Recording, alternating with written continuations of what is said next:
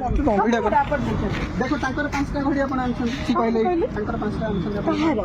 ତାଙ୍କ ଦୋକାନରୁ ଆଣିଛନ୍ତି ଆମ ଦୋକାନ ସବୁ ଆଣିଛନ୍ତି ମୁଁ ଗୋଟେ ଦେଇଥିଲି ସେପଟ ନା ଆଜ୍ଞା ତମେ ଖେଳିଥିବ ନଉନାହାନ୍ତି ମୁଁ କଣ ଚକ୍ରି ଗ୍ରୀନ୍ ସବୁ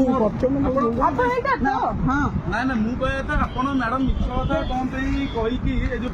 ପିଲାମାନେ ବାଣ ଦୋକାନ କରିଛନ୍ତି ଆପଣ କଣ ପାଇଁ ମିଛ କଥା କହିକି ଆପଣ ବାଣ ଦଉଛନ୍ତି ଆପଣ କମିଶନର ନାଁ କାହିଁ ବଦନାମ କରୁଛନ୍ତି ସିପିଓ ନାଁ କାହିଁ ବଦନାମ କରୁଛନ୍ତି ଆପଣ କଣ ପାଇଁ ସିପିଓ ନାଁ ବଦନାମ କରୁଛନ୍ତି ଛୋଟ ପିଲାଟି ବାଣ ଦୋକାନ ଦେଇଛନ୍ତି ଆପଣ ମିଛରେ ଆସି କହୁଛନ୍ତି ମୁଁ ସିପିଓ ଲୋକ ମତେ ବାଣ ଦିଅ ଆପଣ ମ୍ୟାଡମ ଶୁଣନ୍ତୁ ମ୍ୟାଡମ ମୁଁ ନିଜେ ଗୋଟେ ହାଇକୋର୍ଟରେ ଆଡଭୋକେଟ ଦେଖନ୍ତୁ ଆପଣ କେସ୍ ଫାଇଲ କରିଦେବି ମୁଁ ହାଇକୋର୍ଟରେ ଆଡଭୋକେଟ ମୋ ନାଁ ହେଉଛି ସ୍ମୃତି ରଞ୍ଜନ ପଟ୍ଟନାୟକ ଆପଣ ମିଛରେ କଣ ପାଇଁ କହିକି ଆପଣ ଏଠି ପିଲାମାନେ ଛୋଟ ପିଲାମାନେ ଦୋକାନ ଦେଇଛନ୍ତି ଆପଣ ମିଛରେ କହୁଛନ୍ତି ସିପିଙ୍କ ମୁଁ ଷ୍ଟାଫ୍ କହିକି ଏଠି ଆସି ବାଣ ନେବେ ଆପଣ ଆମେ ଏଇନା ଥାନାରେ କମ୍ପ୍ଲେନ୍ କରି ଆଇସିଙ୍କୁ କହିବି କି ଆପଣ କଣ ପାଇଁ ପିଲାମାନଙ୍କୁ ବାଣ ନେଉଛନ୍ତି ଆପଣ ମିଛରେ କହିକି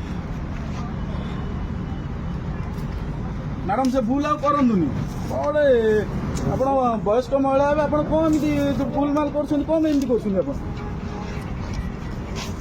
ସେମିତି ମ୍ୟାଡମ କରନ୍ତୁନି ଭଲ କଥା ନୁହେଁ ଏରା ଆଉ ପିଲାମାନେ ବାଣ ଦୋକାନ ଦେଇଛନ୍ତି ଯେ ବର୍ଷକୁ ଥରେ ବାଣ ଦୋକାନ ଦେଇଛନ୍ତି ସେ ତାଙ୍କ ଲାଭ ରଖିବେ କଣ କରିବେ କଣ ନାହିଁ ଆପଣ କହିବେ ମୁଁ ସିପିଓ ଲୋକ ଡିଏସପି ଲୋକ ଡିସିପି ଲୋକ କହିବେ ଏଟା ଠିକ କଥା କି ମ୍ୟାଡମ ଦେଇଛନ୍ତି ଆମର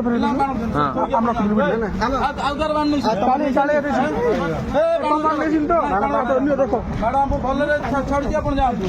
ଯାଆନ୍ତୁ ବାଣ ରଖ ଯାଆନ୍ତୁ ଆପଣ ବାଣ